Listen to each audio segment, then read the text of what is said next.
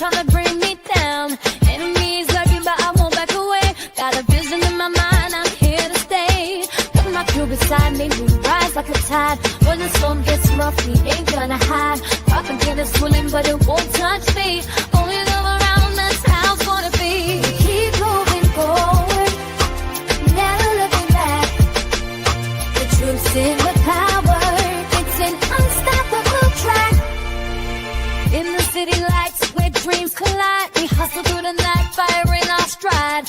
Whispers in the dark can't dim my glow. With rhythm in my soul, I'm ready for the show. We break the chains, rewrite the rules in this concrete jungle where nobody's fools. Unity sings louder than the lies they scheme. In the heart of the struggle, we dare to dream. We keep moving forward, never looking back. The truth's in the power, it's an unstoppable track. Another Queen Ahmadiyyah production. Haze on the corner, they talking real loud. Spreading on light, trying to bring me down. Enemies lurking, but I won't back away. Got a vision in my mind, I'm here to stay. Got my crew beside me, we rise like a tide. When the storm gets rough, we ain't gonna hide. Propaganda swilling, but it won't touch me.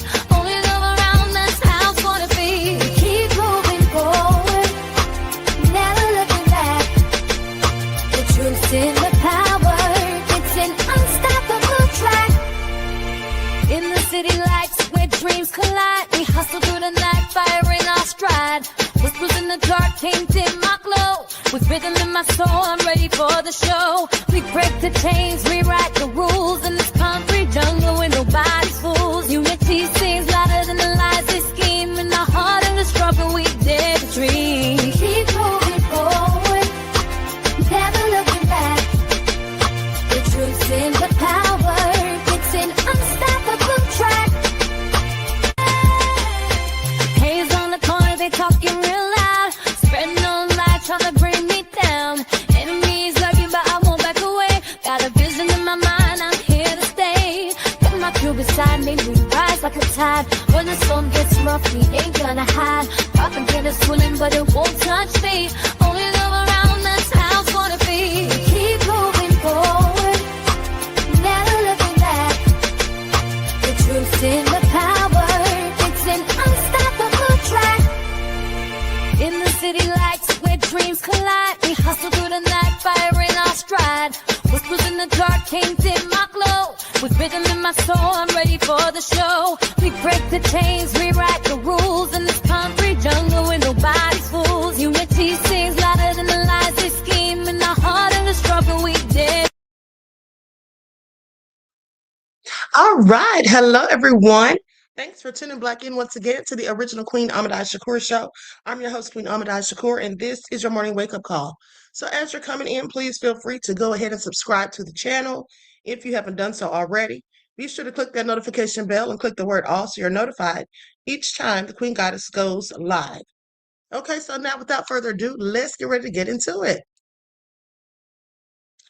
All right. Hello, Vince. I am from the UK. G from the land. All right. Judah Homecoming. Bronze Flat Power God. Mr. Elevation. All right. Let's get into it. Ocean Soul. All right. Buckhorse DC. Nessie X. All right. Nessa G. 504 Nola. All right. Shout out to all of my loyal royals and everyone tuned into the Queen. Let's get ready to get into it. I see you, Deronda. We the people. All right. And shout out to my moderators because y'all know they be putting in work. Now, before we get started, let's have a brief word from my sponsor at 12 Tribes. Do not buy 12 Tribes on Earth hair growth oil and hair magic elixir unless you want super healthy, gorgeous hair that grows. They have a whole line of amazing hair growth products, including hair growth leave-in conditioner spray, hair growth shampoo, hair growth spray, and hair growth butter. I'm starting to sense a theme here. They include quality natural ingredients. They smell amazing, and you can see the results for yourself. So if you're looking for healthy hair growth for your natural or relaxed hair, try 12 Tribes on Earth today.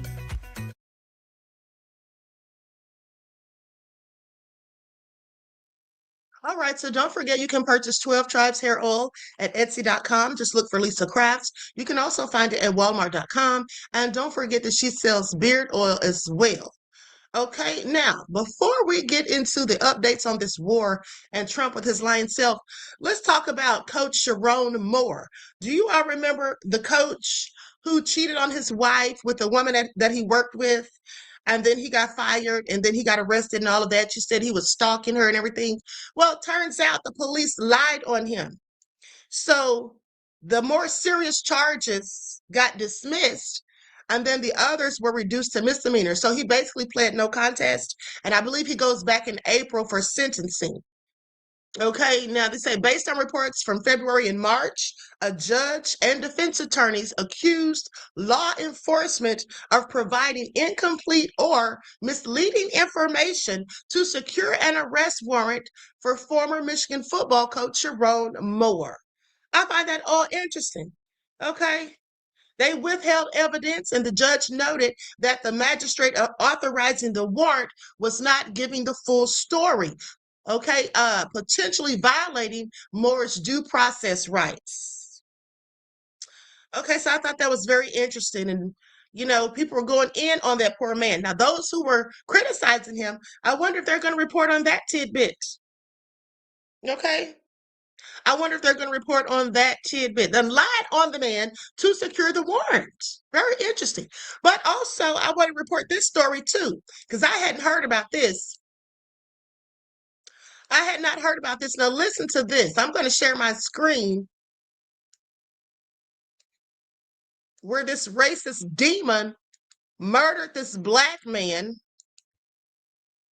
and he took a 40-year deal.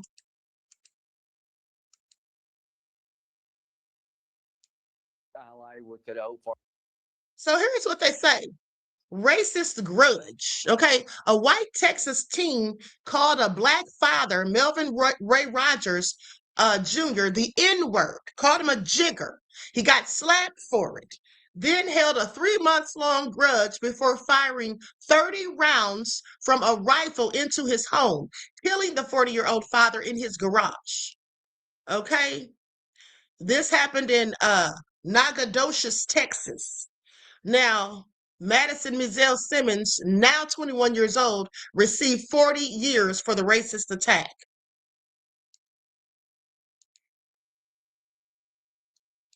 In Nacogdoches. Well, a Nacogdoches man has accepted a 40-year prison sentence after pleading guilty in a December 2020 shooting death. Madison Mizelle Simmons, 21, entered the plea for a murder while a jury was deliberating his verdict following testimony in the trial. According to Nacogdoches County District Attorney Andrew Jones, Simmons' trial started on August the 19th, and the jury began deliberating on Thursday. But while the jury was deliberating, the state and family of the victim decided to offer a 40-year sentence to Simmons. Simmons accepted the offer, Jones said. And as always, we'll continue to update you on air or online with more information. I thought that was interesting because, for one, they say the family of the victim are the ones that, were willing to offer the 40-year deal. I wouldn't have given him any sort of deal. Okay, not at all. All right, so Jerome says some of the platforms on YouTube that were making Iran the aggressor are now flip-flopping in what they're saying. Oh, of course they are, because they're idiots in the first place. How the hell were they making Iran the aggressor when we all know that Trump and Bibi, Satan Yahoo, started the whole thing? Okay? Mm-hmm. Yeah, I've seen some of them telling the lies. Okay? Just telling the lies, honey. But we're going to get the truth on here. All right? No matter who likes it and who doesn't. Okay, so that all being said, let me tell y'all something. I find it very interesting and quite frankly, a whole lot of gall for some of these people from the land far away, Bibi's folks. I find it very interesting, a whole lot of gall for them to just think that they can just demand, make orders about what the United States does with their citizens. That still has me ticked off. Okay, I got no love for them. Okay, so now with that all been said, let me shout out this little boy too. He's 8 years old. His name is Miles Dantzler. Okay, and he's in 3rd grade in Detroit. And he scored within the 98th percentile on his IQ test. And he's already a member of Mensa, by the way. Let's go to this report for Black excellence, shall we? Okay. Sosa said, I'm ticked off too, Queen. I know, right? The end of the day, these are nothing but lying devils. But let me tell you all something, honey. At the end of the day, Trump wants a ceasefire. He's looking for a whole exit strategy, but he doesn't know what to do because the other people, okay, Bibi's folks, they keep coming. Okay, and so I'm gonna tell you what Iran's new leader said. There's an underwater country called Zealandia. It's actually the 8th continent. That's just one of Miles Dantzler's many fun facts. At a young age, his mom and dad could tell he was gifted. He would ask questions and learn things faster than most kids his age. I want to stay. When he started reading words that I couldn't read or correcting me when I was reading books to him, I was like, okay, this is it. After applying, his sharp mind landed him a spot at Mensa, the high IQ society, at just 8 years old. I got one of the highest scores on the IQ test. It makes me really proud of myself. Being a part of Mensa means he'll get to challenge his mind and connect with others who share similar interests. When you guys saw that acceptance letter to Mensa, I mean, what was your initial reaction? What was I shocked? No. If anybody deserved it, absolutely, because you know what? It was well earned and well deserved. Yeah. This gives him a lot of, opportunities to really stretch his intellect and that IQ. His teachers say it's even inspired other students to work harder and aim higher. I think they're really excited. A couple of them were asking, like, what does it mean and how can I do it? And, I want to do that as well. But when you set aside Miles' smarts... I mean, he's a normal 8-year-old. He likes to play video games, play with his toys, play with his siblings, and he's just, a kind-hearted, great kid all around. All right, so shout out to him, okay? Shout out to him. Now, let's go to what Lindsey Graham had to say. Lindsey Graham has pledged his allegiance to the other folk. Oh, and also, here's what they report. Now, I haven't verified this. I'll check in just a moment while you all are watching the video, no less. But listen, they say Donald Trump has appointed Erica Kirk to help advise the Defense Department on issues affecting the academy. Whoever posted this, they said, we're in hell. Okay, we really are. What is he doing if this is true? Erica Kirk advising the Defense Department? Trump makes no sense. He makes no sense. Now, here's what Lindsey Graham had to say. Lindsey Graham has basically threatened Saudi Arabia. Okay? He says, our embassy was attacked in Riyadh. Don't you have an obligation to join us in the fighting? You haven't done so yet. So if you don't think an attack on the U.S. embassy in Riyadh would lead to mutual self-defense, maybe we shouldn't have a treaty with you. Is Saudi Arabia going to cry if they don't have a treaty with the United States, or does America need one with them more so? I would think it's the other way around. But this is what he says. Here's the thing, Lindsey Graham, with your stupid fat self. At the end of the day, when America starts a war that they didn't need to start, there was no imminent threat. We were not under attack. There was no need to do this, only but say for the fact he's trying to distract from the Epstein files and trying to help and appease his friend Bibi, Netanyahu. So with that all being said, why should Saudi Arabia have to jump in a fight that shouldn't have gotten started in the first place? Yeah, if I were them, I'd sit this one out. And let's not forget they're right over there with Iran, okay, please. Is he serious? Is he serious? Well, unfortunately for him, he is. Now, let's go to this clip where he pledges his allegiance. Now, the person who posted this is someone by the name of the General. They say U.S. Senator Lindsey Graham just committed treason on national television. Okay, please pay attention. He didn't commit treason, did he? That's what Trump commits every day, as far as I'm concerned. All the anti-Semites to all the isolationists, I don't believe. Forget it. I'm not with you. I'm with Israel. I will be with Israel to our dying day. They're the best ally we could hope for. So we have a commander-in-chief in President Trump, who I think is Ronald Reagan plus. All the I want you all to pay attention. You see how he's licking their boots? How he's just brown-nosing? Yeah, he's probably in those. They probably got some video footage on him. Okay, they've probably got some video footage on him. Let's not forget that allegedly, okay, according to several sources, the main one being Lumumba Amin, those folks over there that he just got through praising, yeah, have video footage on some of these politicians over here, okay, doing nefarious things with kids, all right, Epstein style. So with that all been said, is that why you're, so gung-ho, Lindsay? Is that why you're mad at everybody who isn't down for the cause? Yeah, I believe that's absolutely it. And doesn't he look like the person to just be all up and through the Epstein Island? Of course, I'm speculating. There's no proof that Lindsey Graham has done anything nefarious or that he's even a PDF file. All I'm saying is I believe that he is. Okay? That's all I'm saying is that I absolutely believe that he is. Right-wing Indiana racist Johnny Knuckles has been arrested for brutally R-wording a 2-year-old toddler, putting her in the hospital. Why aren't they talking about this? They always want to act like the left people, the ones on the left are the extremists, which is also a lie. They want to act like those are the ones that engage in the most political violence, which is also a lie. But are they talking about the ones that are the PDF files? Well, that's also them. Okay, that's one thing they're winning in. Okay, now let's go to what Candace has to say. Y'all know I don't like Candace, but at the end of the day, I like when she gives those folks the smoke. Okay? So I'm going to let her cook. Let me put my overlay on this. So ScrewTube already told me I wasn't getting paid for that last video I did last night talking about the song that I used, that creepy song. Anyway, I have permission to use the song, little do they know, so I'll be disputing it. Okay, here we go. So I say, by all means, allow the Mark Levins, the Ben Shapiros to sign their offspring up instead. Allow the Christian Zionists, the ones who make videos telling you how devilish it is if you don't support Israel.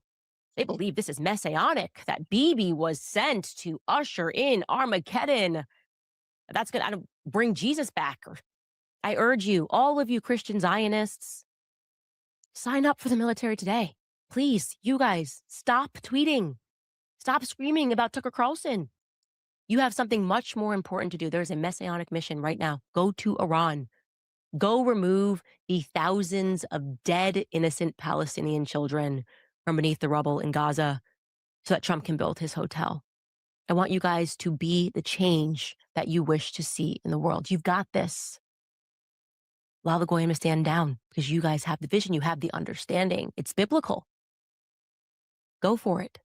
You can do this without us.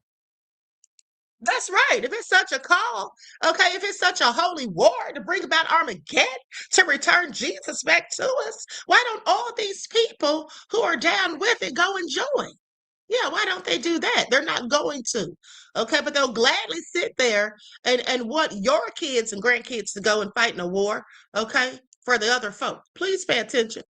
All right, so with that all being said, Lisa says that all-girls school in Iran was located in the southern district of Iran where the Black Iranians reside. Yes. Thank you for bringing that up. It's absolutely true. Thank you for your insight into the topic and your contribution to the channel, beloved. I appreciate you. Peace, love, and blessings. Did y'all know that? And that's what the devils did, the United States. Okay, they knew what they were doing. Okay, they knew exactly what they were doing. Now they want to sit there and lie and act like Iran did that themselves. Absolutely. That's where the Afro-Iranians stay. Okay, descendants of enslaved people from the Indian Ocean slave trade. Okay, please pay attention. Predominantly, these people live in the southern coastal provinces of Iran. Okay, they absolutely do. Most people don't even know that. So thank you, beloved. See, that's why I love my subscribers. Y'all are so smart.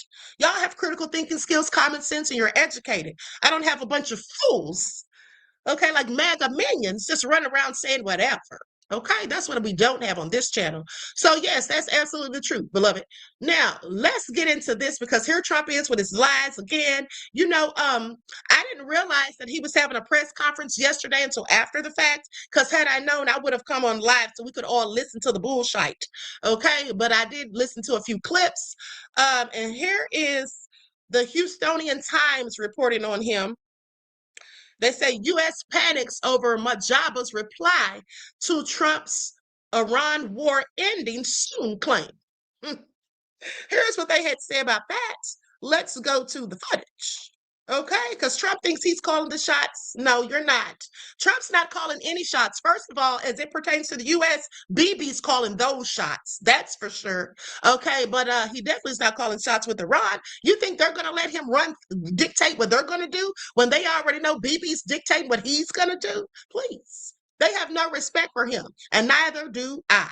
Okay, so let's go on and get to the footage. Likes up, everyone, please. Vince I am said, buy all wigs and wiggatry nonsense. Yes. And by the way, isn't Trump wig number 5? Didn't we deem him wig number 5, or was it 6? I believe he's wig number 5. End of war narrative, defiantly rejecting Washington's prediction and proving that Tehran still calls the tactical shots. We'll decide when this war ends, declared a defiant Iran, triggering waves of anxiety across Israel and several Arab nations as fears of regional escalation suddenly returned to the front lines. Following Trump's fiery declaration about securing the Strait of Hormuz, Iran issued a menacing warning that global oil prices could skyrocket to an unimaginable $200 per barrel if Washington dares to push further. They were going to take over the Middle East. If those weapons were aimed at Middle Eastern countries that had nothing to do with this, they were going to take over the Middle East and they were going to try and destroy Israel. So we stopped it with good timing, and we're very proud to be involved in this, and it's going to be ended soon. And if it starts up again, they'll be hit even harder. Now, did y'all hear what he just said? He said they were going to take over the Middle East. First of all, if they had, would that have been his business? Okay, that's not what they were going to do. That's another lie. Just like the lies that Bibi Netanyahu's been saying since the 90s, that they have these nuclear capabilities, when in fact, what they'll never tell you, what I told you all the other day, is that the supreme leader, who's now deceased, okay, Ayatollah Khamenei, this man had said that he would not do or engage in nuclear strikes. That is against the Islamic Republic. Okay? So he had no plans of doing that. So they're just liars who lie. All right? They started this war because that's what they wanted to do. Because they want to just be in charge of everybody and run things. They want world dominion. That's what they really want. Okay? Now Trump's already talking about Cuba's next. Okay? And then who, Trump? Then who? Okay? Please pay attention. The lies just continue.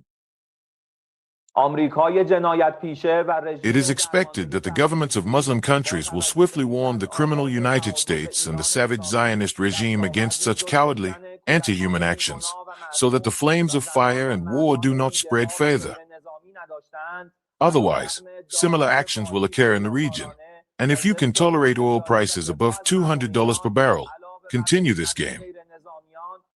Wow. Y'all heard what he said? Now, with that all being said, let me go to this comments. Hold on, where'd that comment go? I think it was Acetra, I hope I'm saying your name right, that said that if the U.S. and Bibi's people are winning so bad, why do they keep asking other people for help? Exactly. Exactly. Here's the thing. It has been reported, not by the lamestream media, because they're not going to tell you the whole truth. They're going to try to frame it as though the U.S. is kicking butt.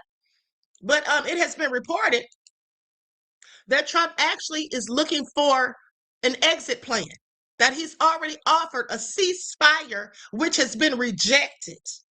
And they said they're not going to cease fire until those people, Bibi's folks, do. Because Bibi's folks are still attacking, so they're still attacking.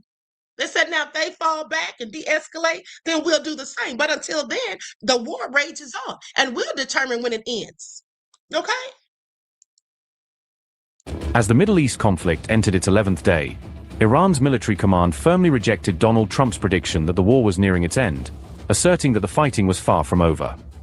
In a defiant message, Iran's Islamic Revolutionary Guard Corps, the powerful IRGC, declared that it alone will decide when the war ends, not the United States or any of its allies. The bold statement from the IRGC came shortly after US President Donald Trump announced on March 9th that the raging conflict would soon come to a close, a claim now dismissed by Tehran. Trump had also weighed in on the dramatic rise of Mujtaba Khamenei, the slain leader Ayatollah Khamenei's son, saying his elevation to power could be a turning point for Iran's future. Doubling down on his criticism, Trump claimed that Iran has no leadership left and that everything there has already been blown up, painting a picture of a fractured regime in chaos. According to a recent Wall Street Journal report, Trump has even voiced support for targeting or removing Iran's new leader, Mujtaba Khamenei, if he refuses to comply with US demands. The IRGC said, quote, "It is we who will determine the end of the war. The equations and future status of the region are now in the hands of our armed forces. American forces will not end the war," unquote. At a high-stakes press conference on March 9th, Donald Trump told reporters that the war would end soon, yet he stopped short of giving any specific date or timeline, leaving the world guessing what soon really means. Doing all of these things, we're achieving major strides toward completing our military objective. And some people could say they're pretty well complete. We've wiped every single force in Iran out very completely. Most of Iran's naval power has been sunk. It's on the bottom of the sea. It's almost 50 ships. I was just notified it's 51 ships. I didn't know they had that many. Didn't last very long. And these are fighting vessels. They're meant to fight, but they're not meant to fight against us. We continue to target Iran's drone and missile capabilities. Their drones are way down. Their drone manufacturing's been hit starting today. We know all of the places they manufacture the drones, and they're being hit one after another. Their missile capability is down to about 10%, maybe less. We're also hitting where they make missiles and where they deliver missiles. We've struck over 5,000 targets to date, some of them very major targets, and we've left some of the most important targets for later in case we need to do it. If we Do you all see how easily these lies roll off of his tongue? Nubia said Tel Aviv blackout yesterday. Exactly. Looking like Gaza, by the way. It was reported days ago that it looks like Gaza. And we knew that that's likely true because why was Bibi threatening to imprison people for 5 whole years for reporting the footage, for posting the footage? Okay? At the end of the day, all Trump's doing is being braggadocious. And we know that when Trump's bragging like this, he's absolutely lying. Okay? He's absolutely lying, but let's let him cook. hit them, it's going to take many years for them to be rebuilt. Thank you so much. Go ahead. Do you approve of Iran's new supreme leader? And secondly, can you tell us more about your call with Russian President Vladimir Putin today? Yes. What did you discuss? Yes, I had a very good call with President Putin. We had a lot of people on the line from our side, from his side. We were talking about Ukraine, which is just a never-ending fight. And look, there's tremendous hatred between President Putin and President Zelensky. They can't seem to get it together. But I think it was a positive call on that subject. And we obviously talked then about the Middle East. And he wants to be helpful. I said, you could be more helpful by getting the Ukraine-Russia war over with. That would be more helpful. But we had a very good talk, and he wants to be very constructive. Yeah. Word on the streets is that Putin said that's not true. Word on the street said that's not true. And here's the thing. If Putin is so down for Trump in the U.S. and Putin had such a good call with him, said he wants to be helpful, why in the hell is Russia giving Iran intelligence?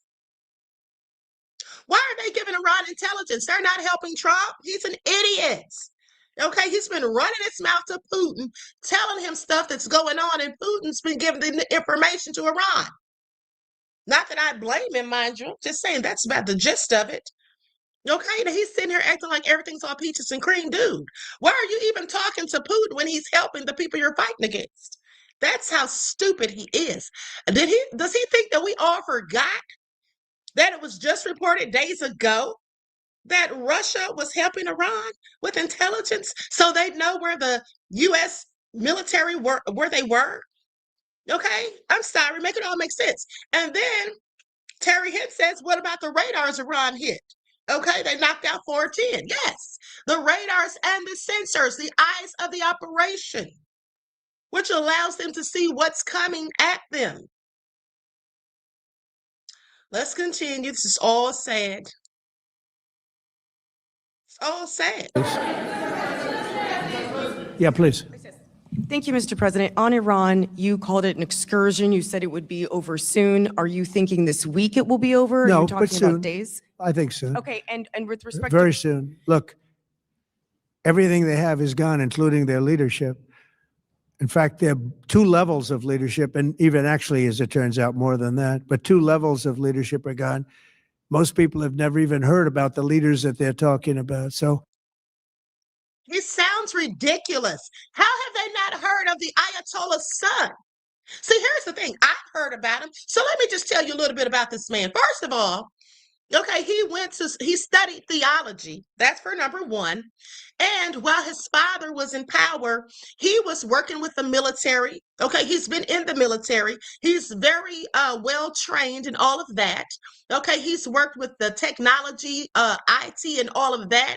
Okay, so with that being said, when the Ayatollah, the supreme leader, was killed, along with his wife, along with, I do believe, another son and other family, this son was sent somewhere so he would not be where they were. They already planned this. They already planned for him to be the successor to his father. His father already planned his death. He knew that he would be killed. He refused to leave his home. He said if his people can't leave their homes, then he would not leave his either. The man was about 86 years old. He already was dying of cancer. What he did was he has become a martyr. And like the Iranians said, that's something that Trump would never do. He would never lay down his life for anybody. Okay? So please pay attention. They think that he's acting like, oh, we got him by surprise. We took in all their leaders. They already planned it. They already had that plan in process. Okay? They knew this was coming. All right. Trump is so stupid. I told you all. And it's been confirmed by other sources since I said it. But you all definitely heard it here first. I said that Iran has been planning this for 20 years. They've been waiting on it. And then what did their foreign minister say the day after I told you all that? He said, we're waiting on it. That's what he said. Okay, that's what he said. Trump, you're just an idiot who's going to F around and find out. Quite frankly, he's already F'd around and find out. They're lying about 7 service members being dead. I promise you that's a lie. Okay, I promise you that's a lie. All right? When's he going to come up with the truth? I don't know. But that's a lie, and that lie is not going to stick because eventually people are going to start having questions about their family members. Okay? It's obviously been very, very powerful, very effective. Stop calling me. You sound like a psycho. I swear to God. Let's move on to another clip. Let's move on to another clip. Likes up, everyone, please like and share. And did I tell? Hold on. And did I tell you all? Let me just play this clip. Where Trump farted, and the sound of the fart was literally caught on tape. Now, what I want you to do as you listen to this idiot farting, it's all sad. Now, here's the thing. As I was reading the comments on this video, someone said, go listen to Sasha Riley's story, and then you'll know why he does that. That's what I told you all. That's why Trump wears those diapers, in my opinion, because what Sasha Riley did to him when he allegedly was doing things to Sasha Riley, okay? Why doesn't the DOJ investigate those claims? Why don't they go talk to Mr. Sasha Riley? He's a very credible witness, and isn't he a whole veteran, okay, that fought in Iraq? But let's continue. I'm going to go to the footage just for kicks. Now, the lady with the blonde hair, keep your eyes on her, okay? Keep your eyes on this lady with the blonde hair. Because she's literally right behind him when he does it. I can't believe this was caught on coming tape. up with new opioids faster than the government has Yep, been able to that keep just up. happened on We're going live TV. proactive Watch on her these try new to keep it chemicals. together. No, I hear fantastic things. Thank you all very much. We really appreciate it a lot. Thank you. Oz is doing a fantastic job. Thank you all very much. Zoinks! I appreciate it. Thank you, please. Thank you. Nose Can wipe. you respond to the new Fox poll that says people think ICE is attacking? And now they evacuate the room. They had to hurry up and get everybody the hell up out of Dodge, honey, because Trump just sharded on himself. Okay, he just sharded his pants. All right, please pay attention. We all heard it. We all heard it. How more embarrassed could America be? This is who y'all put in office? That's what the other countries are saying. Twice, okay? Twice. Now, with that all being said, let's continue. Likes up, everyone, please. Like and share. Thank you in advance. It's all nefarious. Let's go to some of this press conference. Let's see here. Here we go.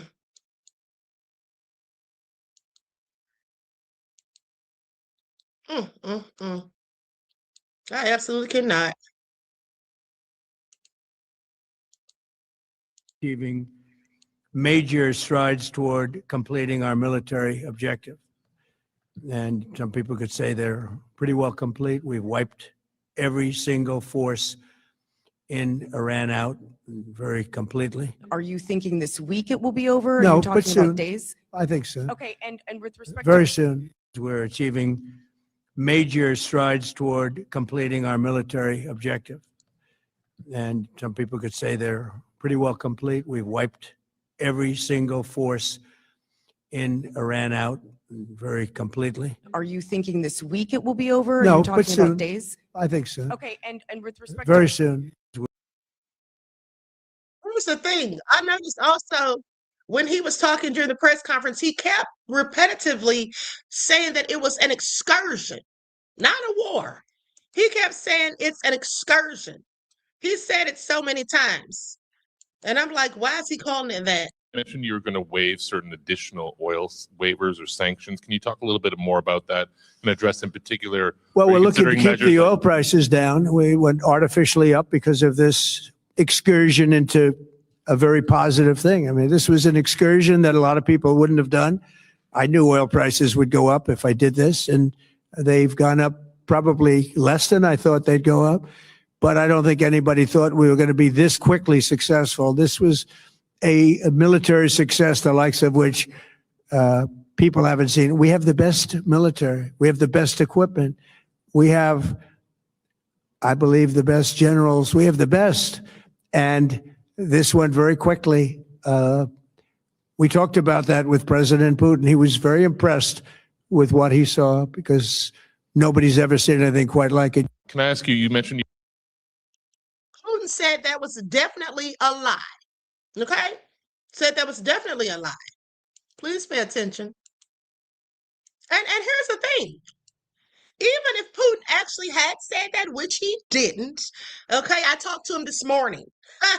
No, but seriously, even if Putin had said that, why is Trump bringing that out? Because he looks up to Putin.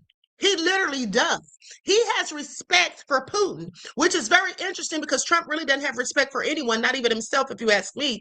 But he really has a lot of respect for Putin, and that's why he brought that out. He wants to make it look as though the feeling is mutual. But I promise you, Putin has no respect for him, and why should he? Okay, Putin's a real leader. Trump's just a peon. Okay, that's all that is. Yeah, Sosa said Trump wants to be a Putin. He definitely does, but he could never. He absolutely could never. Today, there have been 8 U.S. military fatalities associated with the war in Iran. How many American deaths are you willing to have in this war? Well, as I said before, when you have conflicts like this, you always have death. And I was at Dover yesterday. I met the parents, and they were unbelievable people. They were unbelievable people, but they all had one thing in common. They said to me one thing, every single one, finish the job, sir. Please finish the job. And I'll leave you at that. Mr. President, as of today, there have been 8 U.S. military fatalities associated with the war in Iran. How many?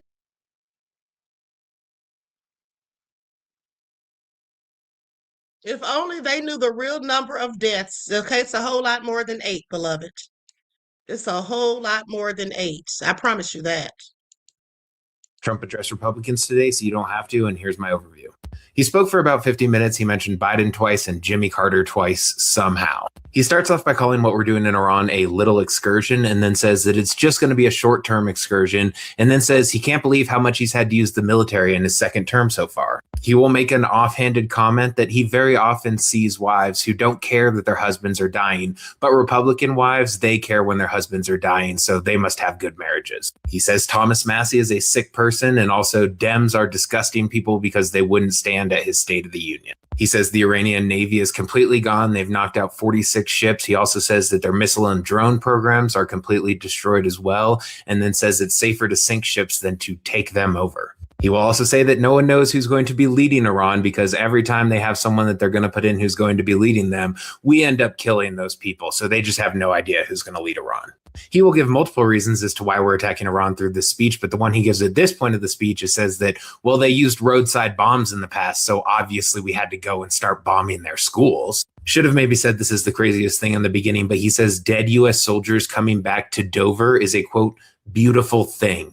Regarding Iran again, he says, quote, we already won in many ways, but we haven't won enough. He has said this before, but he confirms again that if he could, he would take all of the people who are in jail or mental institutions in the United States and just send them into other countries if he could. Don't worry, there's a long speedrun at the end. He says that Dems are absolutely destroying our national security because they don't agree with us bombing Iran, and then says that if we didn't bomb Iran, then Dems would have just gone ahead and bombed Iran, and then says that Dems were getting killed at the State of the Union, again, because they would not stand up. Then he says inflation is way down, prices are down, the economy is doing so amazing, and also the average 401k is up $35,000. Is your 401k up $35,000? At this point, he'll give another reason why we're bombing Iran. He says because if we weren't bombing Iran, they would have had a nuke in 2 weeks. Again, something that Netanyahu has been saying since literally the early 1990s. Then right after that, he gives another justification for why we're bombing Iran and says that he knew in his head that if he didn't bomb them, then they would have bombed us within a week. You know how Michael Dell supposedly gave $6 billion for these Trump accounts? Well, Trump says that Michael Dell is going to do it again, just another $6 billion. He says, of course, that Democrats caused all of your high prices. And then he says he quite literally never said the word affordability until he entered office in his second term. He will claim that inflation is at 1.45%, which is wholly untrue, and then says that Dems, again, are the reason that your prices were high, and they had the highest inflation in the history of. Just the lies are astounding. Okay, just the lies of it all. Let him tell it the war's over and done with. I mean, what are they waiting for to come home then? I mean, the Navy's gone. They can't strike by air. Okay, they got nothing left, no leaders. Well, what are they still doing over there, Trump? Why is our military still over there? Bring them on home. In the highly anticipated press conference Donald Trump had today, he tried to calm everyone down about the Iran conflict, but only made matters worse. Now, he's been saying this war would end soon, but the question is, how soon? Yeah, please. Thank you, Mr. President. On Iran, you called it an excursion. You said it would be over soon. Are you thinking this week it will be over? No, Are you but talking soon. about days? I think soon. Okay, and with respect Very to soon. Look, Next, reporters asked him about a school being blown up by Tomahawk missiles that involved those little girls. Donald Trump lies and says he didn't do it because guess what? Iran has Tomahawks. Tomahawk missile likely destroyed that Iranian girls' school. So will the U.S. accept any responsibility? well, I for that haven't seen strike? it.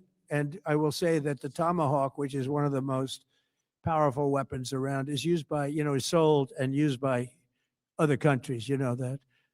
And whether it's Iran, who also has some Tomahawks, I wish they had more. But whether it's Iran or somebody else, the fact that a Tomahawk is very generic. It's sold to other countries. Let me tell you all something. You know we have to fact check Trump at all times because he's such a liar. So here's the thing. I fact checked it, and Tomahawk missiles are made in the United States. Okay, they're made in the United States exclusively.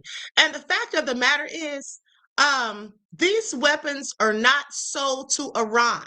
They're absolutely not. These weapons are only sold to a select few close allies, okay, such as the United Kingdom, Australia, Japan and the Netherlands having agreed to purchase them. Okay. Now, with that all being said, they do not sell them to Iran. So that was absolutely the United States. He just lies when the truth would serve him better. He tells lies that can be easily disputed, easily be debunked. Like, why would you do that? Well, I'm so glad you asked, because he's a malignant narcissist. He's a psychopath. Okay. And he's a pathological liar. And trust me when I say that the three of those things that I just named absolutely always go together. Okay, please pay attention. But that's being investigated right now. Next, he said he's going to try to keep the oil prices down by giving waivers to countries that have sanctions. Can I ask you, you mentioned you were going to waive certain additional oil waivers or sanctions. Can you talk a little bit more about that and address in particular? Well, are we're you looking to considering keep. Well, here's the thing, Shirley, beloved. You say, if you ask me, both parties are no good. Well, I can agree with you on that. But here's the thing. I'm going to tell you what someone told me previously when I was talking about both parties like a year ago. And this was a good analogy. Someone said to me, if the Democrats and the Trump administration, the Republicans were piles of shit, okay, the Democrats would be a little small pile of shit. The Trump administration, i.e. the Republicans, the GOP, they would be a 3-foot tall pile of shit. Okay, so though both may be nefarious, let's not act like the Republicans aren't so many times worse, specifically when Trump's in charge. Okay, because I guarantee you the Democrats wouldn't have had us in this war. They wouldn't have been kissing Benjamin Netanyahu's boots. Okay? I highly doubt it. All right? And who's the majority of the people in the Epstein files? Yeah, it'd have to be the Republicans. The oil price is down. We went artificially up because of this excursion into a very positive thing. I mean, this was an excursion that a lot of people wouldn't have done. I knew oil prices would go up if I did this, and they've gone up probably less than I thought they'd go up. But I don't think anybody thought we were going to be this quickly successful. This was a military success, the likes of which people haven't seen. We have the best military. We have the best equipment. We have, I believe, the best generals. We have the best. And this went very quickly. Next, he says he's fully aware that there are sleeper cells in the United States, and he's watching all of them. But that's not the problem. The problem is the Democrats. Activated any sleeper cells inside the U.S. There's reports that they have pressed that trigger button to activate those cells, at least abroad. Well, they've been trying for a long time. We've been very much on top of it. One of the things we have to do is get the Democrats to stop the Democrat shutdown, because, as you know, the apparatus that looks into that, Schumer and the Democrats have shut it down, which tells you they probably hate our country a lot. But the Democrats have to open that up. But we've got very, very good intelligence into that. We know a lot of different things that have happened that have been very bad. A lot of them came in during the Biden open border period, but we have them under, we've got them, we're watching every single one of them. Yeah, we know a lot about them. The biggest problem we have is the Democrat shutdown. We know a lot about them, but the shutdown doesn't allow us to do what we have to do. This is how you know he's lying, because first of all, Trump does whatever the hell he wants to do. That's blatantly obvious at this point. For example, starting a war without congressional approval. So do we really think that the Democrats are stopping him and his administration from doing any damn thing? And here's another one to grow on. There are no sleeper cells. That's all lies and BS. That was a narrative painted by the CIA. Okay, just like the term conspiracy theorist. Okay, there's no sleeper cells. Iran doesn't have sleeper cells over here. And I want you to pay attention, because the shooting or the incident that happened in Austin, Texas, they quickly said, oh, that was Iran and all of that. And the person was wearing a shirt that said something about I belong to Allah and all this stuff. First of all, y'all believe that if you want to. Okay, as soon as he starts striking Iran and then all of a sudden this happens, that's just to further try to reiterate his point that they need to attack those people. Okay, I'm sorry, it's true.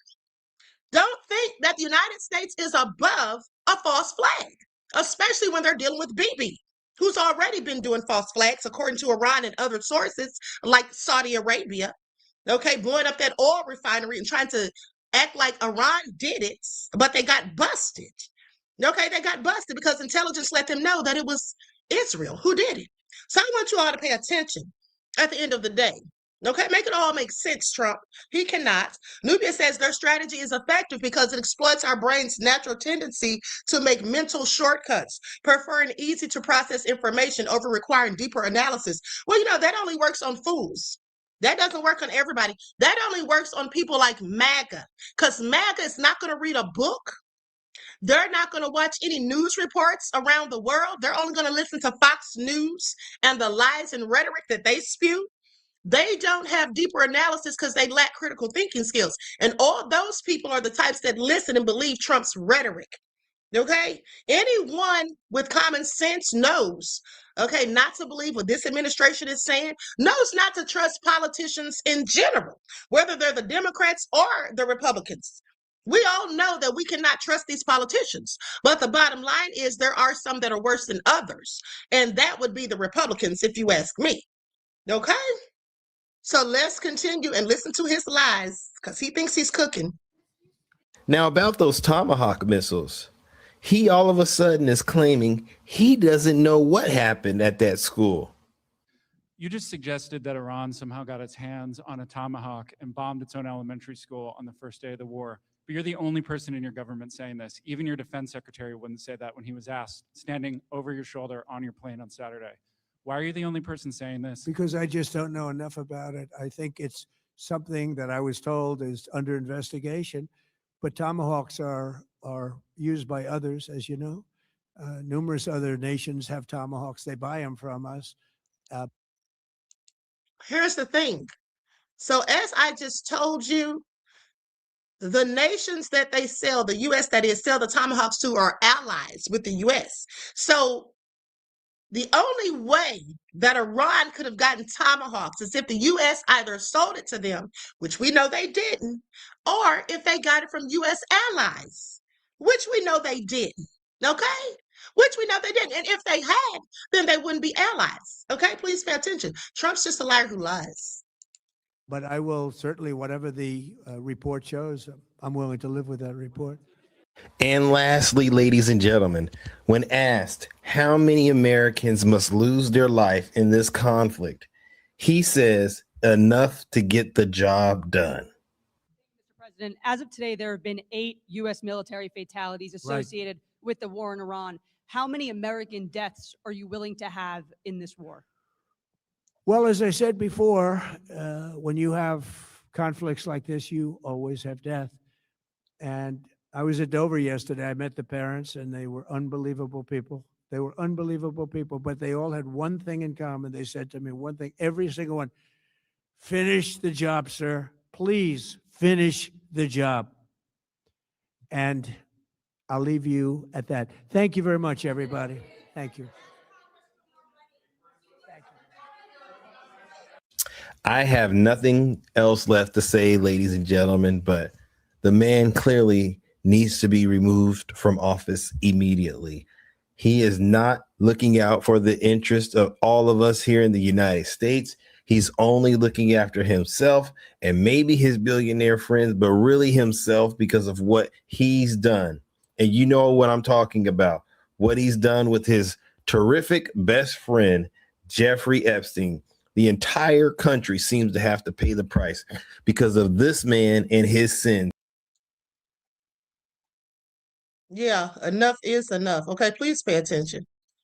I agree with you, Robert. Robert said Esau being Esau. Exactly. Okay, exactly. Now, with that all being said, I want you also to pay attention to the fact that he flat out just said basically that they would have taken over the Middle East. He said they were already aiming at them as if they were targeting them, and then said they would have destroyed Bibi's people. So that lets you know that he's fighting for Bibi's people. Okay? That lets you know that. And here's the thing.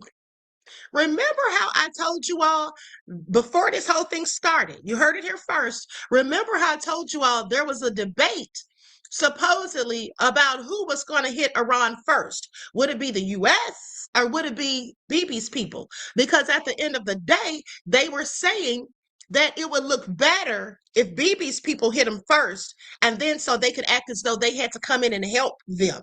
Remember all of that? How they were planning to set this whole thing up from the jump?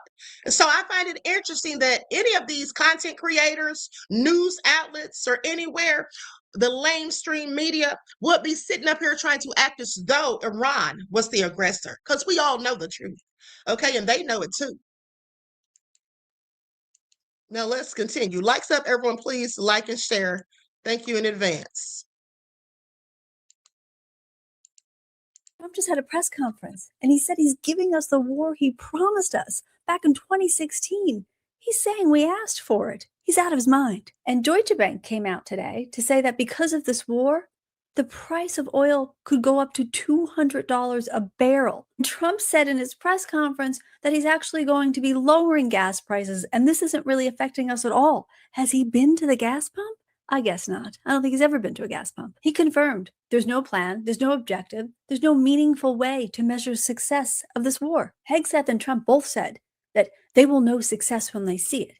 And while Pete Hegseth said earlier that this is just the beginning, Trump said it's over. We're pretty much done there. I'm not sure what's going on, but there is not a strategic plan here. And then he tried to lie and say, it wasn't our Tomahawk that murdered those children. It was somebody else's. You should go look. It was probably somebody else's. He's spewing lies and nonsense, and he keeps contradicting himself by saying that the war is completely over, but it's not over yet. So we're not really sure how long we're going to be there either. He's nuts. He's out of his mind. And my fate is not in his hands, honey. My fate's in the hands of the Most High God. At the end of the day, Trump does not have my fate in his hands, honey. That's a lie. Okay? That's a lie. At the end of the day, this is all nefarious. Hold on. Let me go to the comments.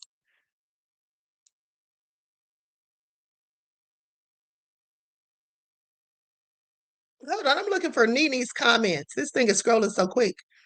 Nene, did you say that Mike Johnson said that he needs to be forcibly removed from office? Is that what he said? Hold on. I must have read that wrong, because I know MAGA Mike didn't say that. I can't find the darn comment. Anyway, let's continue. But he does need to be forcibly removed from office and taken straight to someone's prison cell. People like Kamala Harris send our sons and daughters, our young people, to fight in stupid wars. It is the young generation that carries the burden of that. We're going to stop sending our young people to faraway lands. We are not the policemen of the world. We need to use our young people here at home. But if you're worried about the world spinning out of control, if you're worried about a military draft, if you're worried about, God forbid, a world war, the best way to prevent it is to vote for Donald Trump. But when people like Kamala... See how they painted that narrative that Kamala was going to be the warmonger? All lies. All nothing but lies and BS, okay? And really, the thing of it is, Trump's not going to make it his whole 4 years. Trump's on his way out of here into the spiritual realm. I already dreamt it, okay? And they want J.D. Vance in his place anyway, because guess what? He's actually worse than Trump. Little do y'all know. You know, I find it incredibly ironic, but also incredibly naive for the United States government to now claim that this war in Iran is a holy war. Because Christian Zionism, it really baffles me that somebody can be a Christian Zionist, because the level of misinterpretation of the Bible that you have to have, and the level of blasphemy in which you have to basically justify in order to even get to the point that Zionism and Christian Zionism even makes sense, is one of the most incredible things I think that this planet has to offer. The fact that an entire book with a prophecy at the end tells of your downfall and at the downfall of the country in which you support, yet you want it to happen because it brings about the second coming of Christ. those two things contradict each other. You want your own destruction to come. Like, I don't know what Bible you're reading, but I have it right here. And it predicts your destruction at the hands of the evil in which you have propagated. The fact that you have turned your back against God and you basically proclaim that you are above him. I mean, look at the way that the president of the United States speaks about himself, like he is King Nebuchadnezzar II. The way that he speaks about himself, that I have done this. Nobody, no president in history has done this. You know, how he proclaims himself to be above God. He is not the Antichrist. He is the representation of King Nebuchadnezzar, because he's a fool. He's an ass, and he's going to make an ass of himself in this entire process. But what I find even more ironic about Christian Zionism is the fact that they believe that this holy Lord will bring about the second coming of Christ. And when you read the scripture, it says that the second coming of Christ, when Christ comes back, that he will return to the earth the same way that he left this earth, and that he will return back to it. And when you really think about the symbolism, a lot of people point to nuclear bombs. And why I mention nuclear war and holy war is this. If you go back to when slavery was first created, slavery did not begin in the United States. It started in the Catholic Church. The Catholic Church was the founder of slavery. It was the Catholic Church through the papal bulls that stated that anybody who believed in any pagan religion was to be enslaved, was justified to be a slave, right? And ironically, one of the first slave ships that was ever created was literally called Jesus Christ. So when I think about what the rhetoric would have been when Jesus Christ, the ship, was created to enslave people, there was probably this holy message that we are the coming of Christ, that we are giving Christ to these pagan people, these people who don't believe in Christ. That was the representation of what that vessel meant. So when we think about, well, what does that representation of Jesus Christ mean in the end times in which they want to happen? Jesus Christ will be the name of a nuclear bomb, mark my words. It will be the name of one of the most powerful nuclear bombs that the United States is going to create as a reaction to this war. And I hope not, honey. And here's the thing. What Bible is Trump reading? Okay? Because Armageddon basically depicts the end. Okay? And so I'm just wondering, does he know that he's bringing about his own destruction? Okay, that's what it speaks about. Probably not. And you know why? He probably doesn't know the Bible very well. Because for one, he doesn't read. So he definitely didn't read that. But also because his spiritual advisor is a whole fool, just like him. And she's a grifter.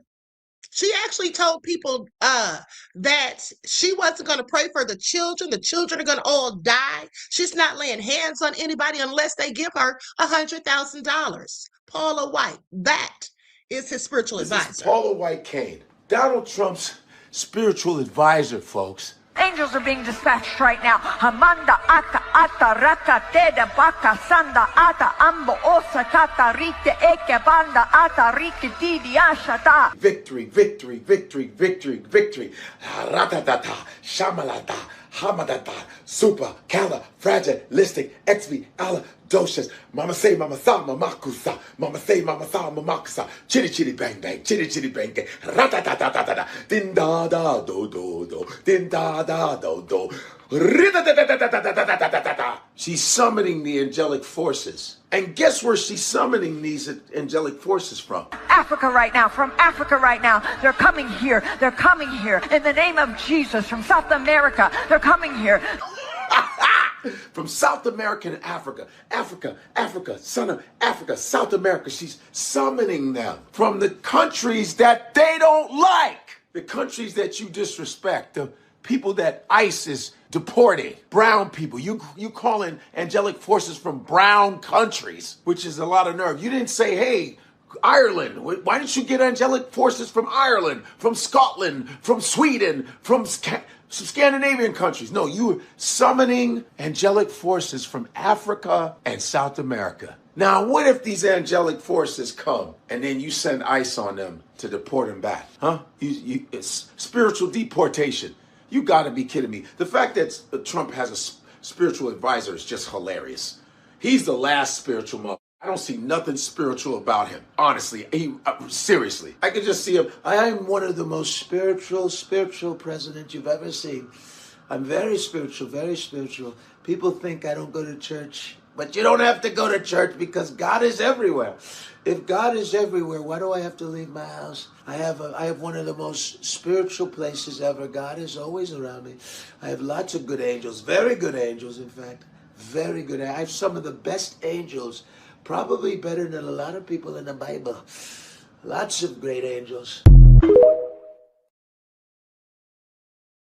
This week, I'm also creating the White House Faith Office, led by Pastor Paula White, who is so amazing. I'm one of those crazy moms. I still am. I'm one of those mamas. I'm like one of those crazy mamas.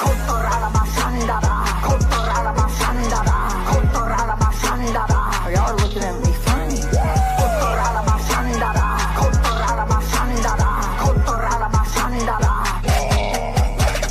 First off, men, if you don't cover your wife, she'll start talking to Snake. But if you don't engage with her, she's gonna be talking to Snake. Women are hard. Okay, I absolutely cannot. Now that's why he's crazy. Let's continue. Likes up, everyone, please like and share. Thank you in advance. Now let's listen to Caroline Lovett with her lying self. The secretary said, Caitlin, and that's not what the secretary meant, and you know it. You know you are being disingenuous. We expect you to cover that as you should. We expect you to cover that as you should, Caitlin. But you and your network know that you take every single thing this administration says and tries to use it to make the president look bad. That is an objectable fact. I don't think covering troop does. That's not what the secretary said, Caitlin, and that's not.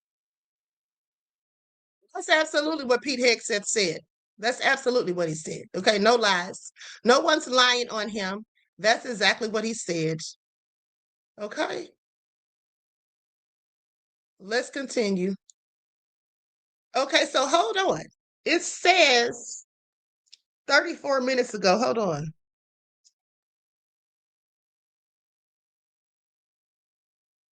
Hold on. Let's go to this clip. I just saw something pop up about Putin. Okay, we'll go to that in a second. Let me go to this news report.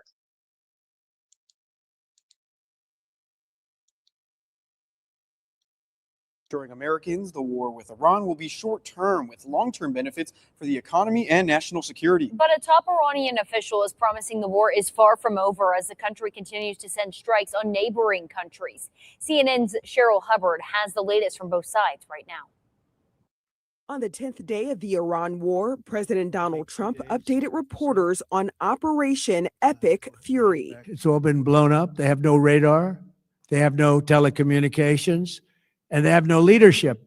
While Trump signaled that the conflict may be short-lived and said U.S. goals in Iran are near complete, a top Iranian official told CNN in an interview that Tehran is prepared for a long war. We are not dependent on any other country for weapons and arms. The son of previous Supreme Leader Ayatollah Ali Khamenei, who was killed at the beginning of the conflict, is now the newly selected leader of Iran. A pick Trump had previously stated would be unacceptable and a big mistake. I was disappointed because we think it's going to lead to just more of the same problem for the country. The conflict spooking investors and causing global markets to sink before rallying, as fear of ongoing violence could cause a severe disruption to energy supply, as U.S. and Israeli airstrikes are targeting and destroying oil facilities in Iran, and vessels carrying oil through the Strait of Hormuz have halted. When questioned about the spike in oil and gas prices, the president downplayed concerns. We're putting an end to all of this threat once and for all, and the result will be lower oil prices, oil and gas prices for American families. I'm Cheryl Hubbard reporting. During his press conference today, reporters asked the president about a strike on an elementary school in Iran that killed more than 160 children. He suggested that the attack was done by Iran. We know Iranian state media is blaming the United States. Tonight, President Donald Trump is assuring Americans. As they should, because that's absolutely who did it. You know, so the lies continue, beloveds, okay? The lies absolutely continue. Now, with that all being said, let's go to the that interview with CNN with the Iranian leader speaking. Also, we're going to hear from the foreign minister of Iran as well, Abbas Araghchi. I believe that's his name. Here we go.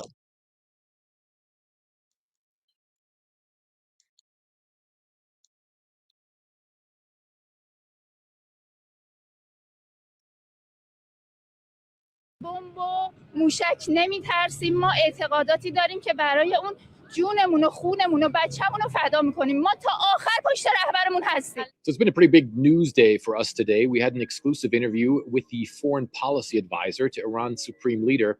And then we went to this massive event, which was there to pledge allegiance to the new supreme leader, Ayatollah Mojtaba Khamenei, where a lot of people turned out. I would say hundreds of thousands of people turned out to Engelab Square, which is Revolution Square in central Tehran. And I have to say, the atmosphere was pretty charged up. A lot of people were very angry, of course, at the killing of the last supreme leader, Ayatollah Ali Khamenei, but then also because of the ongoing combat operations between Iran and then the US and Israel. Massive crowds have turned up here in Tehran for this government-organized rally. And the message they're trying to send is really twofold. On the one hand, it is to mourn the passing of Iran's late leader, Ayatollah Ali Khamenei, who, of course, was killed in an airstrike a little over a week ago, but then also to pledge allegiance and to welcome the new supreme leader of Iran, Sayyid Ayatollah Mojtaba Khamenei, who, of course, takes over. He is the second eldest son of the late leader. Now, you can see rallies like this, not just here in Tehran, but in several major cities and even in small villages across Iran. It's something that has been organized for today, where the government is calling on people to come out, not only pledge their allegiance, but to also criticize the war with the United States and Israel. While we were on the ground there, we did manage to speak to a few people, and they were pretty angry at US President Trump. ما از بمب و موشک نمیترسیم. ما اعتقاداتی داریم که برای اون جونمون و خونمون و بچه‌مون رو فدا می‌کنیم. ما تا آخر پشت رهبرمون هستیم. خیلی برامون مهمه. این همه داریم ما خون میدیم، شهید میدیم. رهبرمون رو شهید کردن. اگه الان نیاییم کی باید بیاییم؟ And all this is happening as that air campaign continues. There were airstrikes here on Tehran again today. And several agencies, whether it's the Iranian Red Crescent or other agencies, say that well over 1,000 people have already been killed. Trump needs to pull the troops out right now. He needs to pull the troops out right now. Trump is going to cause mass casualties for the United States because here's the thing. Iran has launched a $1 million missile that splits at 23,000 feet. It splits into thousands of warheads. There's no way for the U.S. or Bibi's people to stop it. Okay, there's no way for them to stop it. This thing splits into thousands of warheads. Okay, I want you all to pay attention. There's no way they can compete with this as far as I'm concerned. Okay, Trump needs to pull out. Now let's go to the oil issues when the Iran foreign minister says this is not our fault. America is the aggressor. They decided to do this. Okay? Because I love how the media keeps trying to blame Iran for the oil prices and everything that's going to happen, that's going to incur just because of Trump's ignorance. Ask more about the oil prices. As you mentioned, there have been widespread disruptions in the delivery of oil in the Persian Gulf. We're seeing prices here in the U.S. start to rise as well. Do you believe that you can pressure the U.S. and Israel to stop their attacks by slowing or stopping oil production as well? Well, this is not our fault. This is not our plan. You know, the oil production, the transportation of oil has been slowed down or stopped, not because of us, because of the attacks and aggression made by Israelis and Americans against us. So they have made the whole region insecure. And this is why the tankers, the ships are scared, to pass through the Strait of Hormuz. We have not closed that strait. We have not. We are not preventing them to navigate in that strait. But this is the result of the aggression by Israelis and Americans, which has made the whole region insecure, unstable, and the consequences are huge for not only us, but for the whole region and now for the international community.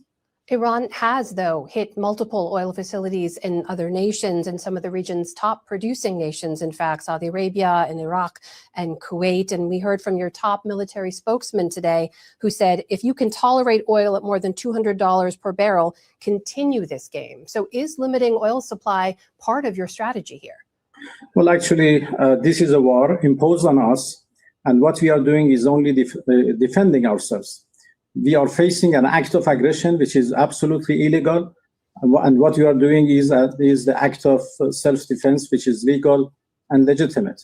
We have already warned everybody in the region that if the U.S. attack us, since we cannot reach the American soil, we have to attack their bases in the region, their facilities, their installations, their assets.